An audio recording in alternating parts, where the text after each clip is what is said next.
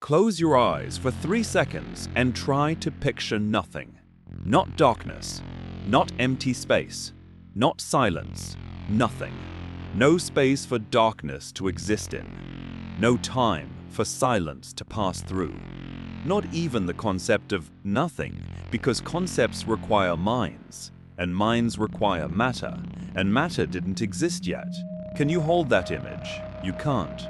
No human being can. And that impossibility, that hard limit at the edge of your imagination, is exactly where this story begins. 13.8 billion years ago, something happened that our best physics can describe, but our best minds cannot truly picture. Space itself was born, time itself switched on. Energy poured into existence from a state so extreme that every equation we have breaks down trying to describe it, and we still don't know where any of it came from. That's not a failure of science. It's an honest confession from the smartest people who have ever lived, armed with the most powerful instruments ever built, staring at the oldest light in the universe and saying, we can see almost all the way back. Almost. What exists in that gap between almost and the beginning is what this documentary is about. Not just the science, the mystery, the philosophy, the feeling of standing at the edge of everything we know and realizing the edge is real. We will walk through the birth of space and time. We'll visit a restless vacuum that isn't empty. We'll meet the tiny asymmetry that saved the entire universe from annihilating itself. We'll stand inside a theory that says time never truly had a beginning at all.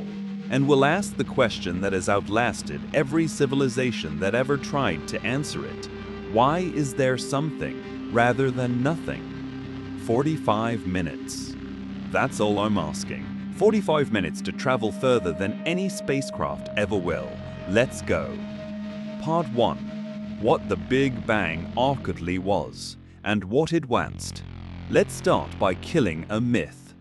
When most people hear Big Bang, they picture an explosion, a bomb. Some kind of cosmic detonation happening inside an enormous dark room.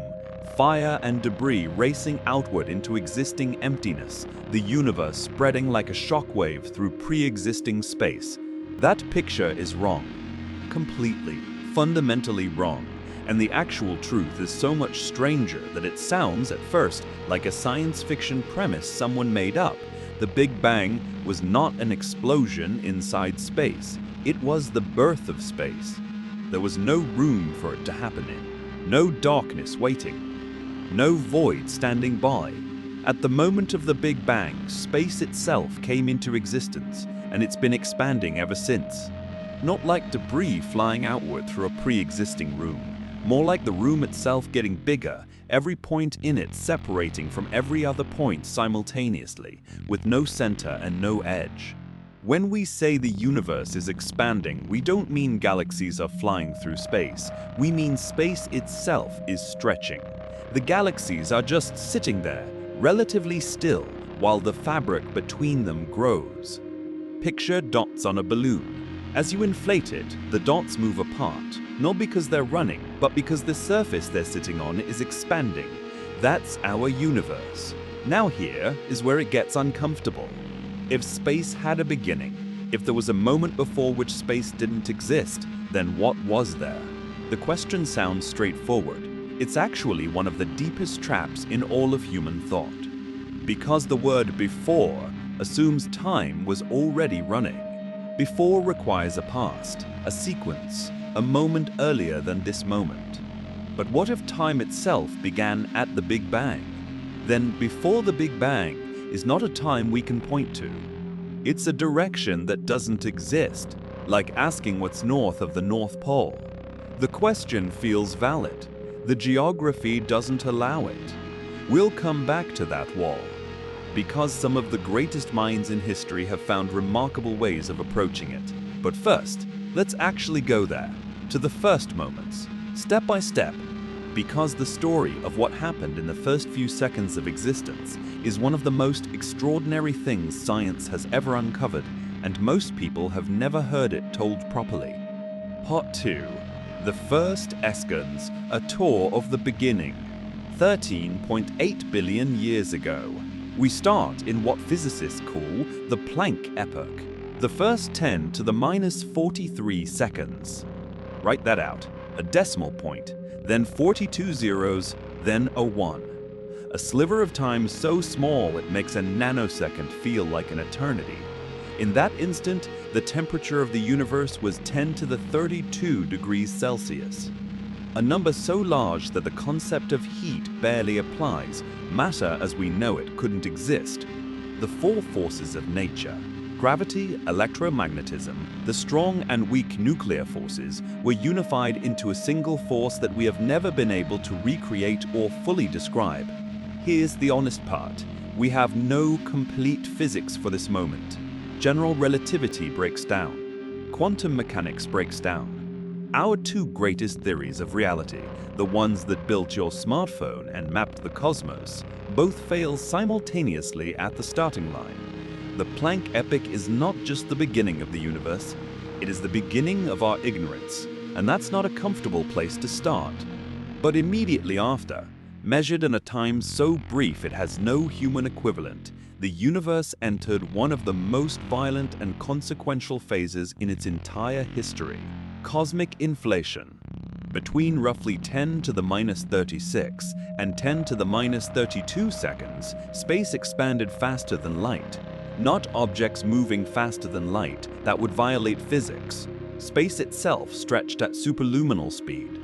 A region smaller than a single proton blew up to a size larger than the entire observable universe we can see today, in less time than it takes a photon to cross a hydrogen atom. That's not a metaphor. That's what the mathematics says happened. A hypothetical energy field, physicists call it the inflaton field, drove this expansion with a repulsive form of gravity that pushed everything apart with unimaginable force. Then, as suddenly as it began, inflation stopped. The inflaton field decayed, and all that energy, the raw fuel of an entire epoch, converted into something new. The first particles of matter, quarks, leptons, photons, gluons, the ingredients of atoms born in the dying breath of inflation's energy. For the first time in the history of existence, the universe was not just space, it was space filled with something. The universe was becoming real. Over the next 3 to 20 minutes, an almost leisurely pace compared to what came before, the cosmos cooled enough for protons and neutrons to latch onto each other. Hydrogen nuclei formed, then helium, tiny traces of lithium. This process, Big Bang nucleosynthesis, wrote the first lines of the periodic table. Every heavier element you've ever seen, every atom in your body heavier than lithium, had to wait for the first stars. But right here, in those first minutes, the universe locked in its lightest building blocks. Then the cosmos entered its longest waiting period. 380,000 years of hot plasma, a dense fog where light couldn't travel freely, bouncing endlessly off charged particles like a photon trapped in a hall of mirrors. The universe was opaque, brilliant, blazing, and blind. And then the temperature dropped below about 3,000 degrees. Electrons, which had been drifting freely, snapped into orbit around nuclei. Atoms formed. Stable, complete hydrogen and helium atoms by the billions of billions. And in that moment of settling, light was set free for the first time. It streaked outward in every direction, and it has been traveling ever since. We call it the cosmic microwave background, the CMB. It fills every corner of space today, a faint glow of ancient photons that have been traveling for 13.8 billion years. When we point our most sensitive instruments at the sky and map this radiation, we are looking at a photograph of the universe at 400,000 years old. A baby picture of the cosmos. And here's what makes cosmologists go quiet when they look at it. It is almost perfectly smooth, almost perfectly uniform in every direction, but not quite. There are tiny temperature fluctuations, variations of 1 part in 100,000 rippling across the CMB like the surface of a lake just after a stone has been dropped in. Those ripples are not noise. They are the seeds of everything that came after. Every galaxy cluster, every filament of dark matter, every solar system, every living world, all of it grew from those tiny variations in the ancient light, including you. You are, in the most literal physical sense, a descendant of a ripple in the first light of the universe. Part 3. The problem with before. Now we need to talk about the wall. Everything we've described, the Planck epoch, inflation, nucleosynthesis, the CMB, all of it happens after the beginning. We can model it, test it, observe the evidence in the sky. The science is solid, but what about the moment itself? The instant of the Big Bang, and more urgently, what came before it? The moment we ask that question, we hit something that isn't just a gap in our knowledge. It's a conceptual cliff. In standard cosmology, time began at the Big Bang. Read that again. Time began. Not the universe began at a point in pre-existing time. Time itself, the forward arrow, the before and after, the sequence that makes causality possible, came into existence at the same moment as space, matter, and energy. If that's true, then the question, what happened before the Big Bang, contains a hidden impossibility. It's like asking what's south of the South Pole. The compass doesn't break, the geography does. There's no more south to travel toward. There's no more before to reach back into. Stephen Hawking put it this way: asking what happened before the Big Bang is like asking what's north of the North Pole. The question sounds grammatically valid. Physically, it's meaningless. And that should feel deeply unsatisfying. Because our minds don't accept dead ends, every single thing we've ever experienced has a cause. Every event has a prior event. Your brain is wired, evolutionarily, functionally, to trace things backward, to find origins, to demand explanations. The idea that the chain of causation simply stops at the Big Bang, that you can't go further back, violates something primal in human cognition, which is probably why we keep asking anyway. And here's the uncomfortable truth: physics might be right. The question of what came before might not have an answer, not because we haven't found it yet, but because before is a concept that only makes sense inside time, and time may have had a beginning.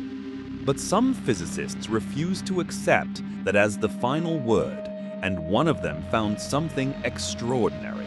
Part A forward, Hawking's answer, the no-boundary proposal. His name was Stephen Hawking, and working with physicist James Hartley in the early 1980s, he proposed something that sounds almost impossibly elegant. The universe has no boundary in time, not no beginning, no boundary. Those are different things, and the difference is everything. Here's the analogy Hawking used, and it's perfect. Think about the surface of the Earth. It's finite. You can travel across the whole thing and never fall off an edge. But it also has no boundary. No cliff where the surface stops and nothing begins. You could start at any point, travel in any direction, and keep going forever without reaching an edge. Now ask, what's north of the North Pole? Nothing. Not because space ends there, but because north ends there. The coordinate we call north simply dissolves at the pole. It doesn't crash into a wall. It fades into irrelevance. Hawking suggested that time near the Big Bang behaves like the surface of the Earth near the North Pole. In ordinary experience, time feels like an arrow, a dimension that flows in one direction, from past to future, separate from the three dimensions of space. But Einstein showed us that time and space are not separate. They're woven together into a single fabric, space-time. And under extreme conditions, like those of the very early universe, the distinction between the time dimension and the space dimensions can blur. In Hawking's model, as you mathematically trace the universe backward toward the Big Bang, time gradually becomes more space-like. The sharp, arrow-like quality of time softens. And right at the beginning, at what would be the singularity in other models, time doesn't crash into an infinite wall. It just rounds off, like the pole of a sphere. There is no singularity in the Hartle-Hawking model. No moment of infinite density. No hard edge where physics screams and breaks. The universe is smooth and self-contained all the way back. It simply exists, finite but boundaryless, like a four-dimensional sphere floating in higher dimensional space. No edge, no before, no need for a cause outside itself. What makes this remarkable is what it does to the original question. What existed before the Big Bang doesn't get a different answer in this model.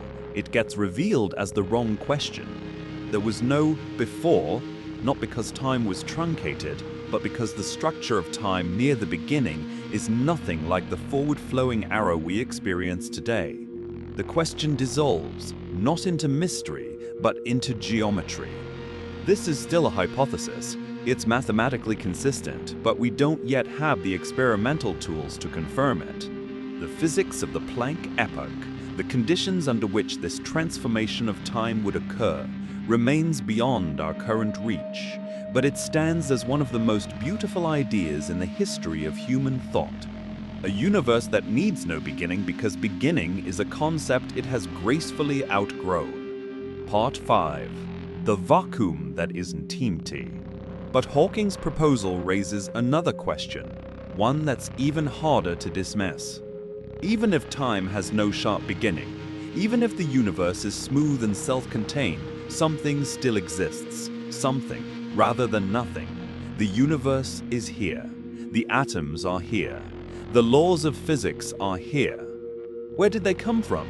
To answer that, we have to talk about the quantum vacuum. And the first thing you need to understand is that the quantum vacuum is not what most people think nothing is. Empty space is not empty. This is not a philosophical statement. It's a measurable, experimentally verified fact. Take a region of space, remove everything from it, every atom, every photon, every particle you can find. Cool it to absolute zero. Shield it from every known field. Make it as close to nothing as physics permits. It's still churning. At the quantum level, what we call empty space is a seething, restless ocean of energy fluctuations. Particles constantly flicker into existence and vanish, not as some metaphor, but as a real detectable phenomenon.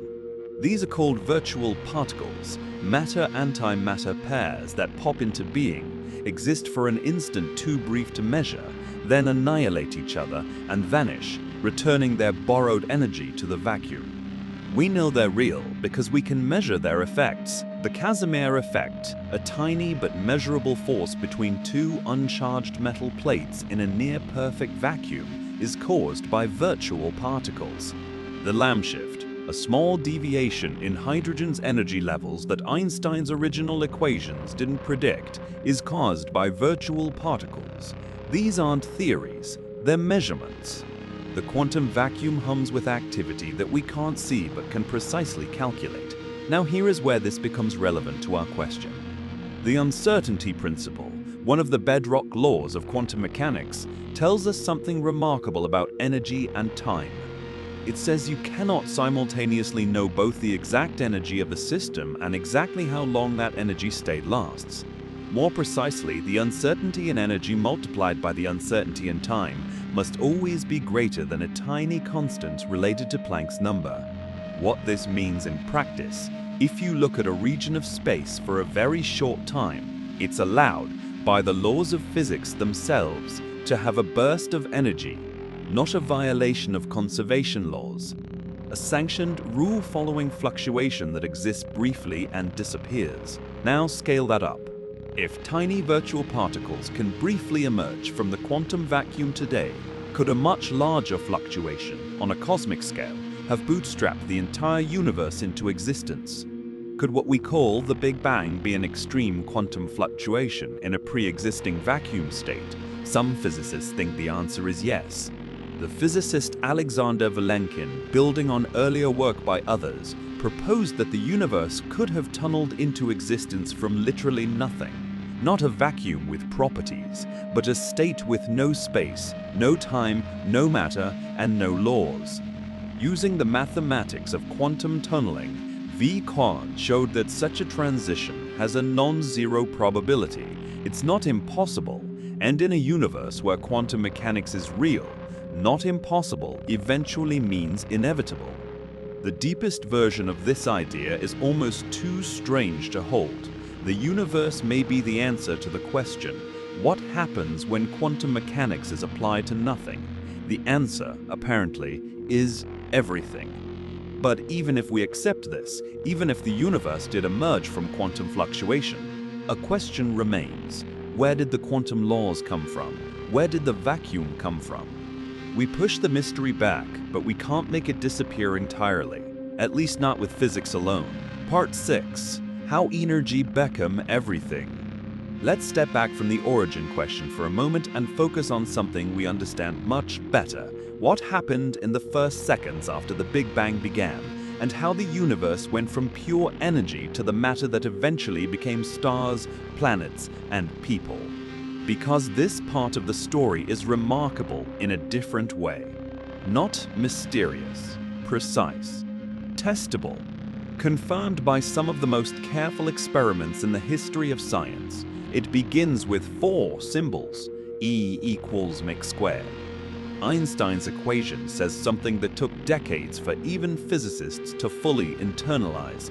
Energy and mass are not two different things. They are the same thing, expressed differently. Mass is just energy in a very stable, dense form. And under the right conditions, you can convert one into the other.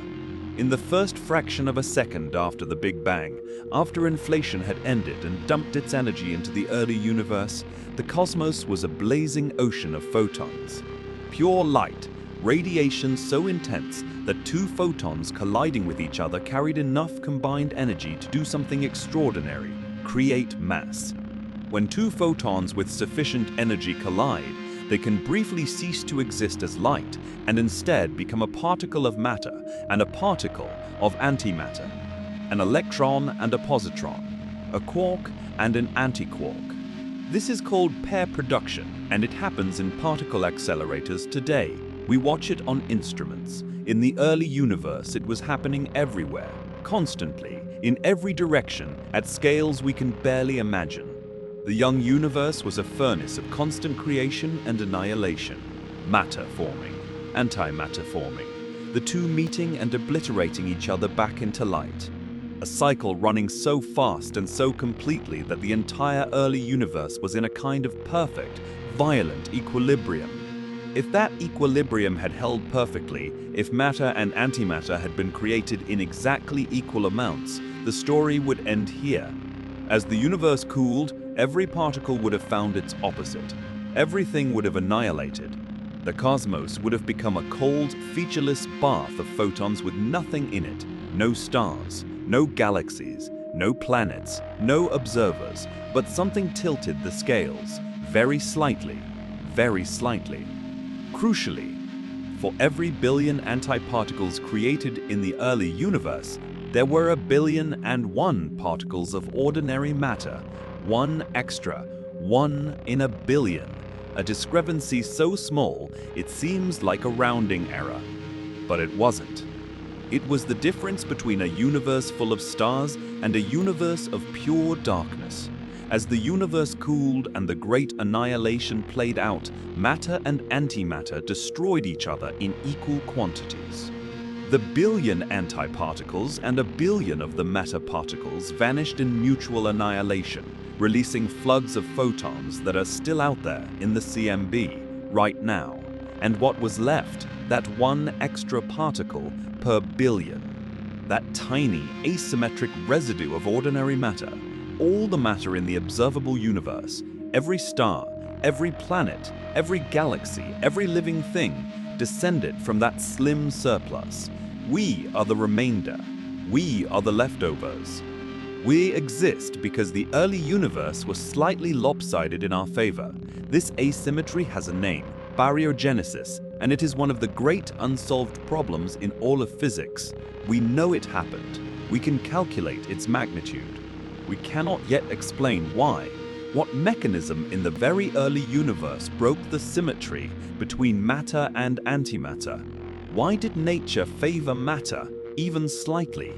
The answer, when it comes, will be one of the most important discoveries in the history of science, because it will tell us not just where matter came from, but why we exist at all. Now, here is something that might be the most mind-altering fact in this entire documentary. Some physicists have calculated that the total energy of the universe, when you add up all the positive energy in matter and radiation and subtract all the negative energy stored in gravitational fields, comes to zero. Exactly zero. The universe, in its entirety, may have zero net energy, which means it could have come into existence without violating the conservation of energy. Creation wasn't a violation of the rules, it was an expression of them. The universe is, in the most literal sense, a free lunch. Part 7. The inflation that shaped everything. We've mentioned inflation, but I want to dwell on it longer, because the precision of what happened during those first fractions of a second is genuinely staggering, and it solves puzzles that had haunted cosmology for decades. The problem started with the CMB. When astronomers first mapped the cosmic microwave background in detail, they found it almost perfectly uniform. The temperature of this ancient light is the same in every direction, not approximately the same. Almost exactly the same, to within 1 part in 100,000. That should be impossible. Here's why. The observable universe is about 93 billion light-years across. The regions of the CMB on opposite sides of the sky are roughly 90 billion light-years apart. In the standard Big Bang model without inflation, those regions had only a few 100,000 years to interact before the CMB was released. Light, the fastest thing in the universe, could only have traveled about 900,000 light-years in that time. There is no way those distant regions could have exchanged heat or information. They were causally disconnected. They shouldn't know each other existed, and yet they have the same temperature. This is called the horizon problem, and for decades it had no answer. There was also the flatness problem. On the larger scales we can measure, space is almost perfectly flat, geometrically Euclidean. Parallel lines stay parallel. Triangles add up to 180 degrees. But a flat universe is an extraordinarily delicate state. Even a tiny amount of curvature in the early universe would have grown dramatically as the cosmos expanded, making it either collapse back in on itself or fly apart so fast that nothing could form. For space to be as flat as we observe it, the conditions in the early universe had to be tuned to within 1 part in 10 to the 60th. That's a number with 60 zeros after it. Precision of that magnitude doesn't happen by accident. Alan Guthr's insight, proposed in 1980 and now one of the most successful ideas in modern cosmology, resolved both problems in a single stroke. If the universe underwent an extraordinarily rapid expansion in its first moments, doubling and redoubling in size at exponential speed, then the regions we see on opposite sides of the sky today were once in close contact. They had time to reach the same temperature before inflation flung them apart. The horizon problem dissolves, and inflation naturally flattens space, the same way inflating a balloon flattens the surface. Any curvature present before inflation is stretched so dramatically that it becomes essentially unmeasurable. The flatness problem dissolves. The mathematical engine driving this inflation, the inflaton field, stored enormous energy in a state that produced repulsive gravity. As the field decayed, it released all that energy into the hot plasma of the early universe. Every particle of matter, every photon, every quantum of energy that has ever existed in the history of the cosmos can be traced back to the dying breath of the inflaton field. But here is where inflation gives us something no one expected. a way to see quantum physics written on the sky. During inflation, the universe was so small that quantum fluctuations, the random uncertainty that operates at subatomic scales, mattered cosmically. These microscopic quantum ripples were stretched by inflation to cosmic scales, becoming the density variations that eventually seeded galaxies. The slight unevenness in the CMB, those 1 in 100,000 temperature variations, is the direct imprint of quantum uncertainty, expanded to the size of the observable universe. Every galaxy in the sky, including the one you live in, grew from a quantum hiccup. Physics has a habit of doing this, making the microscopic and the cosmic mirror each other, making the smallest fluctuation in existence responsible for the largest structure in the sky. It's one of the reasons physicists don't just find their work interesting, they find it beautiful. Part 8. The Multiverse, when inflation never stops. Now we need to follow inflation to its logical conclusion. Because when you take the mathematics seriously, when you ask what happens if the inflaton field doesn't decay at exactly the same moment everywhere, you end up somewhere extraordinary. You end up with an infinite sea of universes. Here's the mechanism. During inflation, space expanded so fast that different regions of it could lose contact with each other. In some regions, the inflaton field decayed. Inflation ended, matter formed, a universe was born. But in other regions, the field continued. Inflation kept going. And because inflating space expands faster than the speed of light, those regions can never catch up to each other. They're causally separated forever. Each region where inflation ends becomes a bubble, a universe with its own Big Bang, its own history, its own matter and radiation and eventual structures. Our entire observable cosmos, everything we've ever seen, every galaxy mapped by every telescope in history, is one such bubble. Meanwhile, the inflating space surrounding our bubble keeps expanding, creating more bubbles, endlessly, eternally. This is eternal inflation, and if it's correct, our universe is not the universe. It's one universe in an infinite collection, a multiverse, each bubble potentially with different physical constants, different laws of nature, different numbers of dimensions. Some bubbles might collapse almost immediately. Some might expand forever but never form stars. Some might produce matter and antimatter in equal amounts and annihilate immediately. Only in the rare bubbles where conditions align just right, where the constants permit atoms and chemistry and the long, patient work of stellar nucleosynthesis, could observers like us arise to notice that anything exists at all. This is the anthropic principle taken to its ultimate conclusion. We don't need to explain why our universe has life-friendly constants. If all possible constants exist somewhere in the multiverse, we will always find ourselves in the subset that allows us to exist. It's selection bias, but at the scale of all possible realities. The multiverse idea is controversial, not because it's mathematically incoherent, but because it seems, by definition, untestable. Other bubbles are beyond our causal horizon. We can never see them, travel to them, or detect their signals directly. Or can we? Some theorists have proposed that if two bubble universes are close enough in the higher dimensional inflating space, they might briefly collide, leaving a detectable imprint on our CMB. A slight asymmetry, a disk of slightly different temperature, a bruise on the oldest light in the sky. We haven't found conclusive evidence of a bubble collision yet, but we're looking. And alongside the multiverse, there is an even more recent and visually striking idea. One that takes the symmetry of the cosmos to its most extreme form.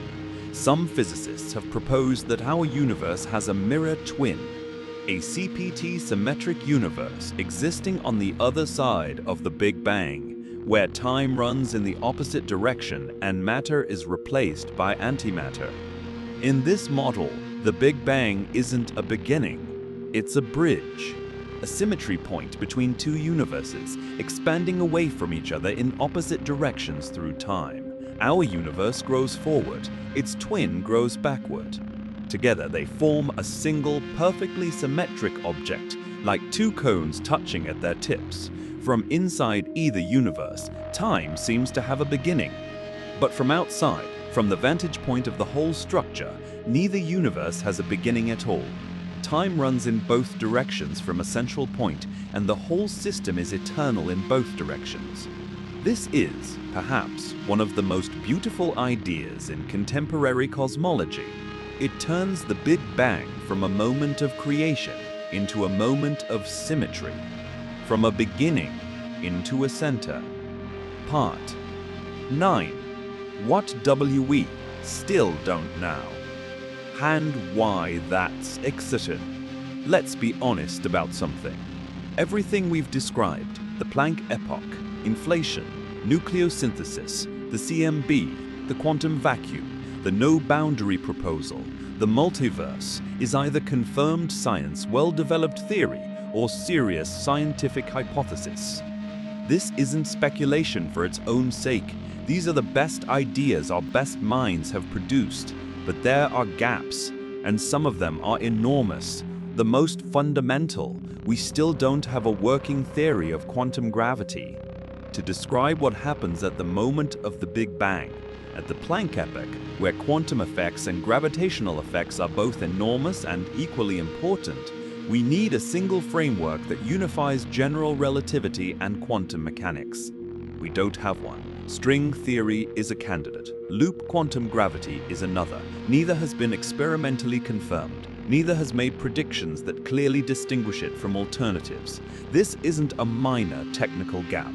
It's the central unsolved problem of theoretical physics. Until we have a theory of quantum gravity, everything we say about the Planck epoch is extrapolation past the edge of our knowledge. Then there is dark matter. Something holds galaxies together, the visible matter. Stars, gas, dust, everything that emits or absorbs light is not nearly enough to account for the gravitational forces we observe. Galaxies rotate too fast at their edges. Galaxy clusters bend light too strongly. The large-scale structure of the universe, the cosmic web of filaments and voids, matches simulations only when an invisible, non-interacting substance is included. We call it dark matter. It makes up roughly 27% of the total energy content of the universe. We have no idea what it is. Every particle candidate proposed by physicists, WIMPs, axions, sterile neutrinos, has been searched for extensively. None has been detected. Dark matter may have been created at the Big Bang alongside ordinary matter. It may have formed during inflation. It may require new physics we haven't imagined yet. And then there is dark energy. In 1998, astronomers studying distant supernovae discovered something that shook cosmology to its foundation.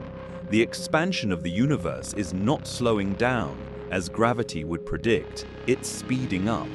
Something is pushing the cosmos apart at an accelerating rate, and it's not matter, not radiation, not anything in our standard model of particle physics. Dark energy makes up roughly 68% of everything that exists. It drives the future of the cosmos, and we have essentially no idea what it is. The most popular hypothesis, that it's a property of empty space itself, a cosmological constant Einstein introduced and then called his greatest blunder, fits the data. But it comes with a devastating embarrassment when physicists calculate how large this constant should be based on quantum field theory. They get a number that's off from the observed value by 10 to the 120 power. One followed by 120 zeros. The worst prediction in the history of physics. Something is deeply wrong with our understanding of space, energy, or both. These are not comfortable admissions. Scientists don't enjoy saying, "We don't know." But the honesty of these gaps is itself important. It means the story is unfinished. It means the next generation of telescopes, the James Webb Space Telescope, already transforming our view of the early universe, the upcoming observatories that will map the CMB with unprecedented precision, may genuinely change what we know. The frontier is real, the questions are open, and the next answer might be the most important one yet. Part 10. The question physics cannot answer alone. We've gone as far as science can take us, and that's further than any previous generation could have imagined. We've traced the universe back to within 10 to the minus 43 seconds of its beginning. We've mapped the oldest light in existence. We've detected the gravitational waves from colliding black holes, ripples in space-time itself, just as Einstein predicted a century ago.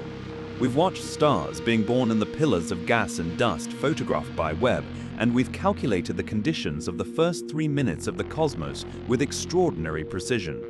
But there's a question that lives just beyond the edge of all of this, and it's one that physics by itself cannot fully answer. Why is there something rather than nothing? Not how. We've made enormous progress on how, but why? Why does anything exist?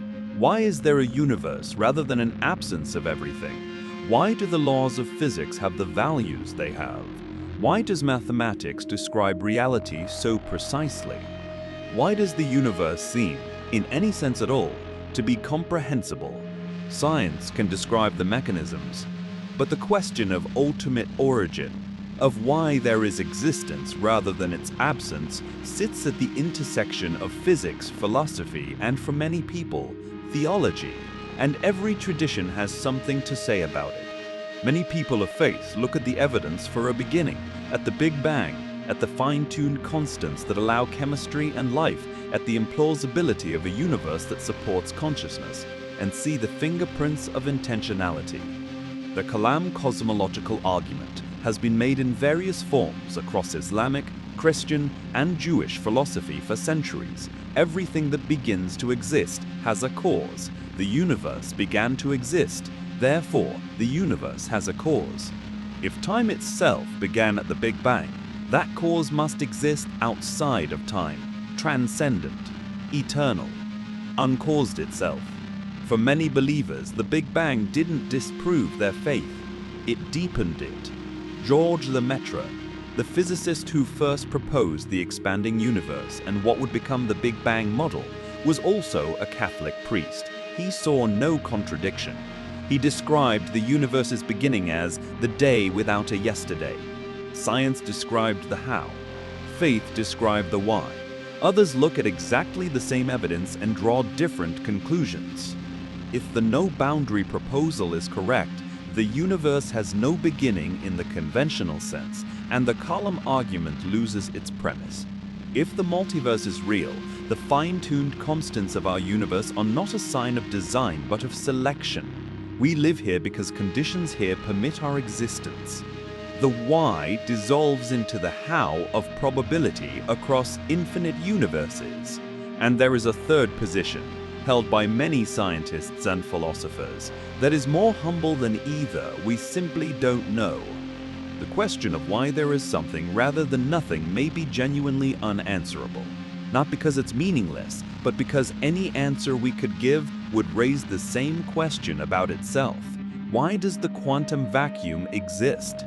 Why do the laws of logic hold? Why is mathematics consistent? Each answer demands a prior answer, and at some point, the chain must stop with mystery. What matters, perhaps, is not which answer you hold, but that you hold the question seriously, that you don't let the familiarity of existence numb you to how astonishing it is that anything exists at all, that you remember when you're standing in line at the grocery store or stuck in traffic or lying awake at 3 a.m., that the atoms making up your thoughts have been around since the first minutes of the universe, that the space around you is not empty but humming with quantum potential, that the light reaching your eyes has been traveling for 8 minutes from a star that has been burning for 5 billion years. The universe is not ordinary. We just live here, and ordinary is what we call things we've gotten used to. Part 11. Stardust that learn to wonder, let me tell you what you are, not what you think you are. Not the story you tell about yourself, what you are in the most literal, physical, measurable sense. You are the universe having a conversation with itself about where it came from. Every atom in your body has a history. The hydrogen, and you are mostly hydrogen, you and everything alive, was forged in the first 3 minutes after the Big Bang. 13.8 billion years old. It was there when the first stars ignited. It drifted in interstellar space. It collapsed into the solar nebula that became our sun and planets. It cycled through oceans, through rain, through the bodies of creatures that lived and died long before anything we'd recognize as human walked the earth. And now it's thinking about where it came from. The carbon in your cells, every carbon atom in your DNA, in the proteins that fold and unfold in your neurons, in the sugars your cells burn for energy, was not made in the Big Bang. It was made in a star that lived for billions of years, fusing hydrogen into helium, helium into carbon, carbon into oxygen and nitrogen and neon, building heavier and heavier elements in its core until it reached iron, the point of no return, and then collapsed in a fraction of a second and exploded. A supernova, one of the most violent events in the universe. And in that explosion, the carbon that would eventually become part of you was scattered across light years of space, drifting for millions of years until gravity gathered it into a new cloud, a new solar system, a new planet. A planet with liquid water and a stable orbit and a star that wouldn't flare and sterilize it every few thousand years. The iron in your blood. That's the most direct connection. Iron is made only in the cores of massive stars and in their deaths. Every iron atom in your hemoglobin, carrying oxygen from your lungs to every cell in your body, was forged in the violent heart of a star that died before our sun was born. You breathe because of supernovae. Carl Sagan said it first and said it best: we are made of star stuff. But I think the full weight of that statement only lands when you follow the chain all the way back. Not just to the stars, but to the Big Bang that created the hydrogen those stars burned, to the quantum fluctuations that inflated into density variations that gravity turned into the stars themselves, to the slight asymmetry in matter and antimatter that meant anything solid would exist at all. You are the end product of a 13.8 billion year chain of events, so precisely interlocked that the removal of any single link, any different value for any fundamental constant, any different outcome for any quantum fluctuation, would have resulted in a cosmos with no stars, or stars that burn too fast, or chemistry that can't sustain structure long enough for anything interesting to happen. And what happened after all that time and precision and cosmic patience is this: matter became aware of itself. That's what you are. Matter that became aware of itself. Carbon and hydrogen and oxygen organized into a pattern so complex that it can feel wonder, that it can build instruments to look at light that's been traveling since before the Earth existed, that it can do mathematics and discover that the mathematics describes a universe that predates the mathematicians by billions of years. There's no scientific word for what that is, but it matters. It matters that the universe spent 13.8 billion years becoming something capable of asking where it came from. It matters that the question can even be asked. Because for most of that time, for the first 9 billion years before our sun lit, there was no one to ask it. The universe existed in its full complexity, with no witness. Galaxies formed and merged. Stars were born and merged. Stars were born and died. Elements were forged and scattered, all of it, for billions of years, unobserved. And then biology happened, and then neurons happened, and then language happened, and then science happened. And now we sit here, made of the ashes of dead stars, using mathematics that seems to have been built into the fabric of reality, and we ask questions that the universe spent billions of years making possible. That is not nothing. Whatever you believe about where the universe came from, whatever your answer to why is there something rather than nothing, the fact that matter can ask that question is, by any reasonable measure, one of the most extraordinary things that has ever happened.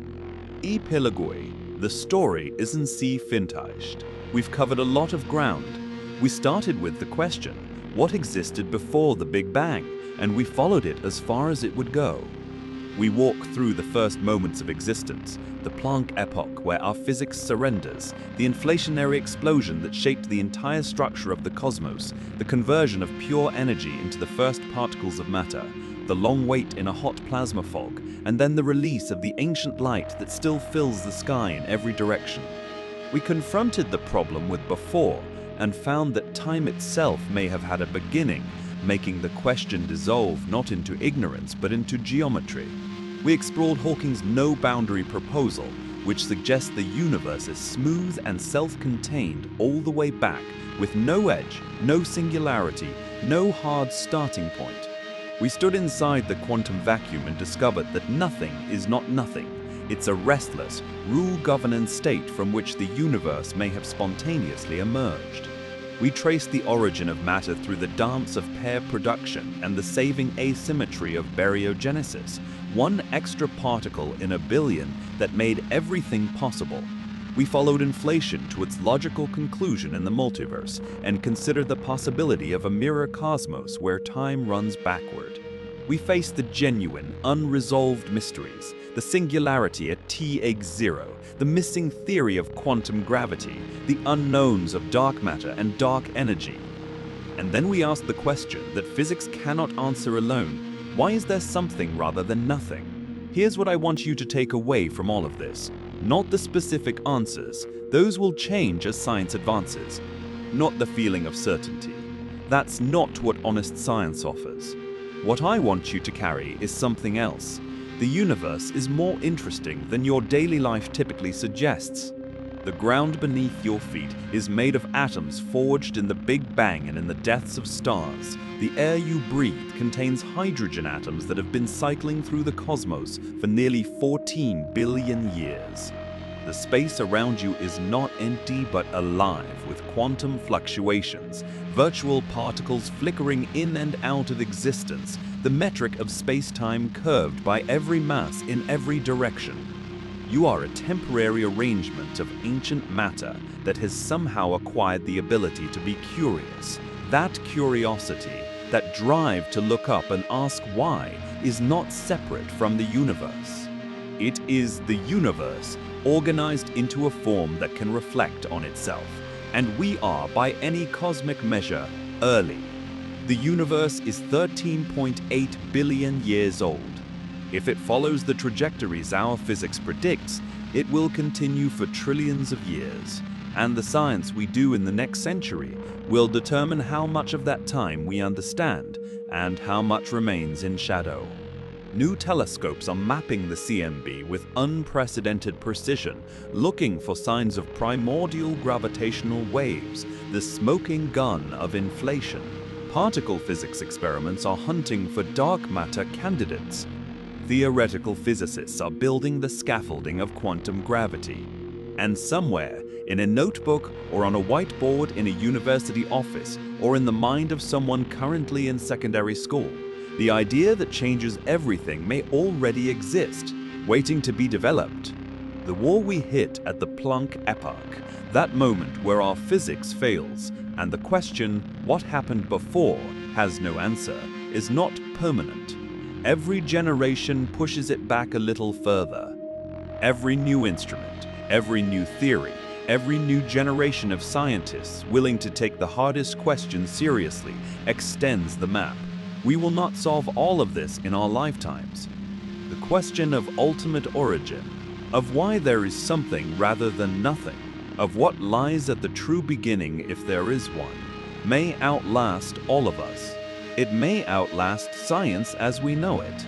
It may be the kind of question that grows more interesting the closer we get, rather than dissolving into a simple answer. But the journey matters. Every step toward the origin of the universe is a step toward understanding what we are and why we're here. Every telescope image of the ancient universe, every measurement of the CMB, every particle detected in an accelerator that matches or defies our predictions, all of it is the universe learning something about itself through us.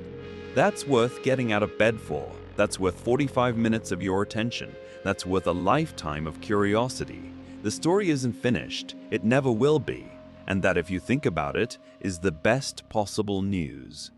Keep looking up, keep asking questions. The universe is still waiting to understand itself, and it might need you to help.